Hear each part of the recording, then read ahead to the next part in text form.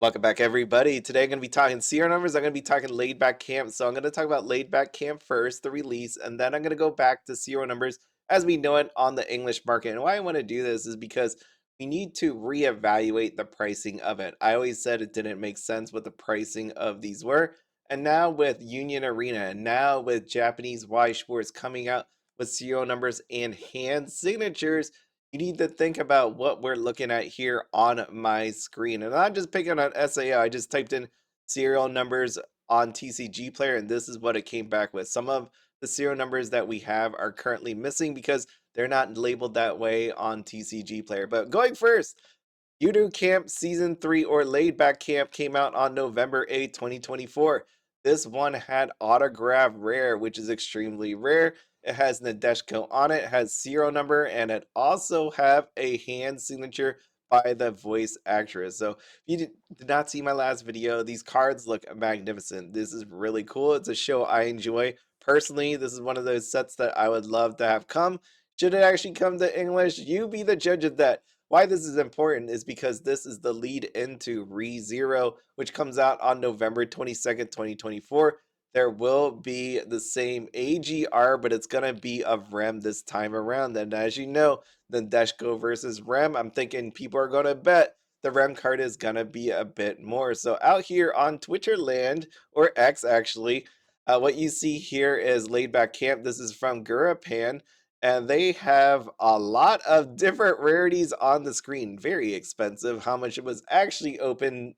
And as you can see here, let me zoom in a bit more. You can see right there, there's that lovely AGR in the back. Well, it's in the back center, it's in the forefront in our minds because this is the crust of this topic today. And you can see on Gurapan, what they had it up here for was 399,990 yen. I did not see if they put it up there, if it was actually available to purchase, but that's what they had it priced at, and it sold out. And they actually did have one, so I'm going to use that as the price. When it comes out to the dollar wise, anyways, as of today, $2,620.33. Taking a look at Ute, if I scroll all the way back up here, because I was looking at the cards earlier before this, the AGR listed on their website 398,000. I did not check when this was released if in fact it was in stock. It didn't really matter to me. When it came to the set, for me personally, I do love it. As I mentioned before, I think some of the art is amazing, but it's not one of those ones that is going to wow a lot of people. You could just see that what happened on the video, the stats on it. You could see on Facebook if you see a ton of people talking about it. You could even say that with the newest Love Live that came out on the English side. Is there a lot of, I would say, buzz about it? Not really, right? So if you just take a look at this release, what we know is one SSP and two SP per case. There are some expensive ones. If you take down here, we got that Rin on her motorbike, 89,800 yen. Yes. And then another one, 29,800, 34,800. But taking a look at it, the SSPs outside of that Rin is the one you're gunning for. The SPs, because of the amount of them and the usage of them, maybe not as high up. You could see it right here. A bunch of them sold out, but 3980, 4980. What you're really looking for is the AGR, of course, which is that number I said before, the SEC plus. As you can see, 79,800 of Nadeshiko and Rin. And down below, the triple rare plus, which I heard was an extra pull inside of a master case. So you can see that 19,800, 1400, 6980. They look very lovely, but really hard to get. Outside of that, there are some playable cards, some that are really expensive. You got some triple rares right there. You got this Rin 1480. So overall, I would say this set does have some expensive cards in it. Do I think it's going to be the same way if it ever comes to English? Yeah, I guess. But how many people are really, really interested in it at this point? Doesn't seem like that's it. And down below in the double rares, we have Rin 1780, infinite amounts of them. The Deshko 1280, infinite amount of them. And lastly, the Rin 980. Okay, if you're thinking about the trial deck SPs, I didn't show that, but I was at the bottom of the SP list if you're paying attention. So you have Rin 24,800 and Nadeshiko 19,800. Now, why I say all this is because going back to the, so that was the release. It did decently well, right? Like if you open the case, good luck if you get the higher rarities. If not, you might be struggling a little bit.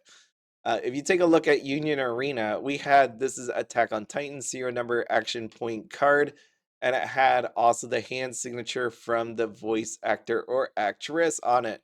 So it was really cool. I know it was really expensive. People were all about it. And you think about the pricing on that. You think about serial number cards for Japanese Weiss Schwarz now with the hand signature. You think about Union Arena. And then I'm going to show over here. This is going to be our Weiss Schwarz. And I just looked it up in the news. I picked top of the list to the bottom. As you can see right here, this is Seakano. I could have showed you all three Saikanos, but I went with the nicer one of the three, right? So this is Ariri, Megumi, and Utaha. As you can see, this was the SEC. Very nice. And I would say this is the best of their serial number series, right? So I want to show you the SPs. There you go. And then I'm going to flip over here to SAO. As we know, Asuna, very loved by people. And there they are.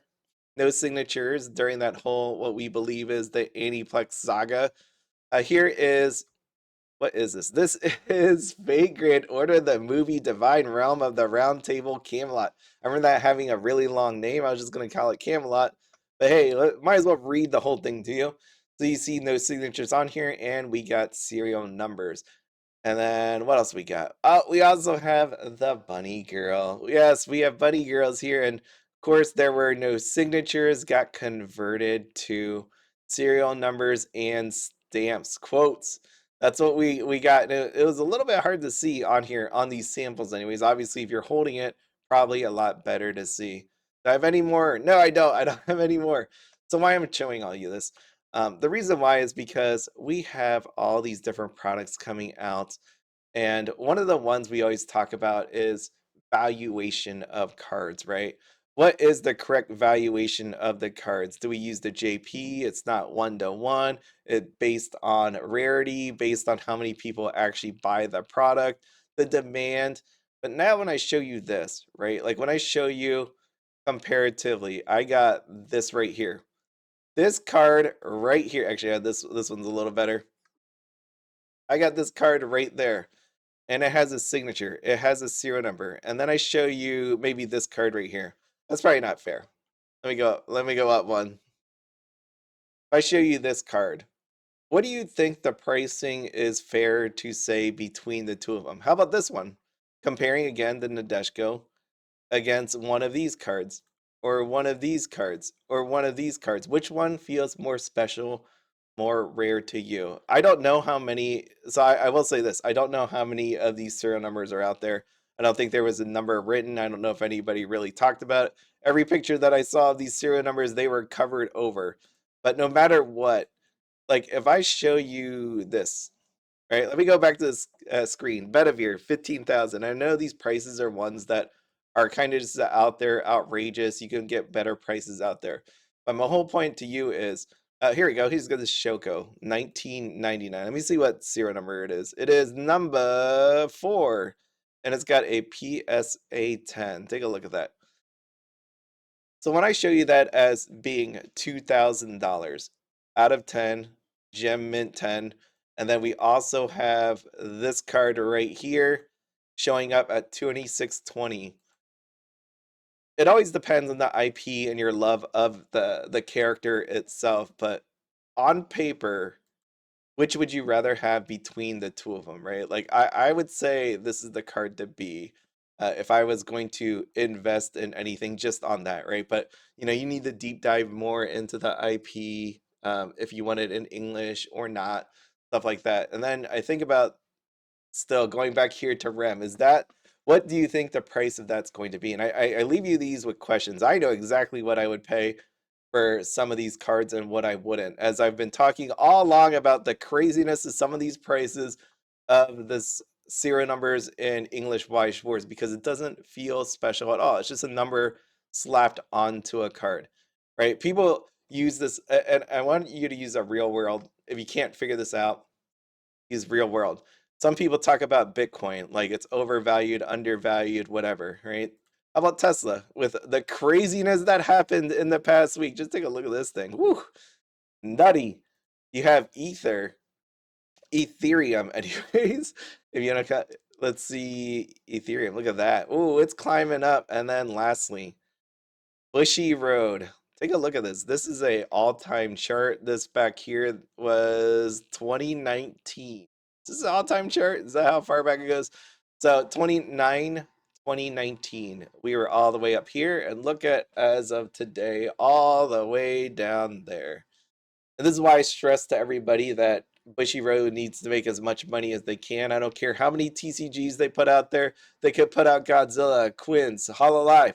As long as they're making money, because eventually you start have to asking questions about, what's the plan here if their company is not doing so well. Okay, so is the valuation on Bushiroad correct? Honestly, I think they should just break up parts of the company and have different divisions, but that's just me. That's just me there. So thinking about valuations of all this, just like you would do a stock, if you want to do it with crypto, anything like that, when you take a look on paper, what we have going on current English Weiss Schwarz serial numbers versus Union Arena versus Japanese Weiss Schwarz now. What do you think some of these should be worth? And are people putting too much stock in the fact that these cards here that I'm showing you have serial numbers on them? And with that, as always, have fun, be happy, and don't spend anything outside your budget. Have a good one.